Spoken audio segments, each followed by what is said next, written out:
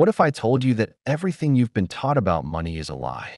What if I told you that a man who spent his entire life pumping gas and sweeping floors died with more money than the highest paid executives on Wall Street? In 2014, a quiet man named Ronald Reed passed away in rural Vermont.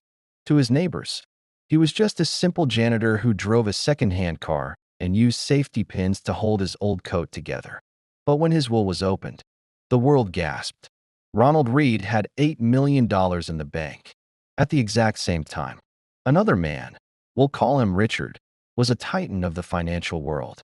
He had a Harvard MBA, a career at the top of Merrill Lynch, and a mansion so large it had 11 toilets and 2 elevators. But while the janitor was quietly building an empire, the genius executive was spiraling into a bankruptcy so total it left him with nothing. How is this possible? In what other field does a person with no education, no background, and no professional training outperform the world's elite? You could never perform heart surgery better than a Harvard surgeon. You could never design a rocket better than a NASA engineer. But in the world of money, the janitor can beat the genius. Today, we are diving deep into the psychology of wealth with insights from Morgan Housel. We're going to uncover why your intelligence isn't the key to your bank account. Your behavior is. And if you stay until the end, I'm going to show you the one invisible trap that is likely keeping you from ever being truly wealthy, no matter how much you earn. The story of Ronald Reed isn't a story about luck. It's a story about the only thing that actually matters in finance: patience. Ronald didn't win the lottery. He didn't have a hot tip. He did something much harder. Let's talk about that status for a moment. Have you ever seen someone driving a Ferrari and thought, wow, that guy is cool? Morgan Housel shares a story from his days as a valet in Los Angeles. He saw the most expensive cars in the world every single day, and he noticed something strange.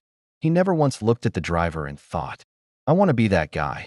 Instead, he looked at the car and thought, if I had that car, people would think I was cool. This is the man in the car paradox. When you buy expensive things to signal your success, you think you're gaining the respect and admiration of others. But you aren't.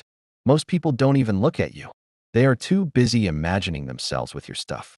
This is the hidden cost of rich versus wealthy. Rich is what you see. It's the current income being spent. It's the shiny watch, the designer bag, the first-class ticket. But wealth is what you don't see. Wealth is the money that was not spent. It's the car not purchased. It's the luxury avoided. The tragedy of modern life is that we are conditioned to want to be millionaires. But what most people actually mean is they want to spend $1 million. And spending $1 million is literally the opposite of being a millionaire. If you want to be truly wealthy, you have to be comfortable with people not knowing you have money. You have to be okay with your neighbors thinking you're just okay. Can you handle that? Most people can't. Their ego is too hungry. They would rather look rich and be broke than look average and be wealthy. So, if wealth is the money we don't spend, what is the point of it all? Why not just enjoy it while we're young? This brings us to the most important equation in the world. Happiness equals reality minus expectations. We live in the most prosperous time in human history. Even a poor person today has access to technology and medicine that a king 200 years ago couldn't dream of. So why are we so miserable? Because our expectations have exploded. Through social media, we are no longer comparing ourselves to our neighbors. We are comparing ourselves to the top 0.1% of the world.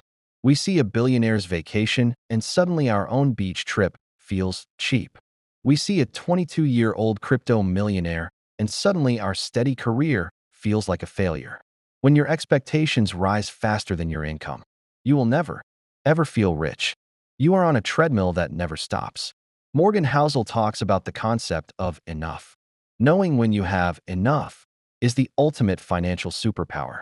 If the goalposts keep moving, you are playing a game you can never win. Think about Stephen Hawking. At 21, he was told he had 2 years to live.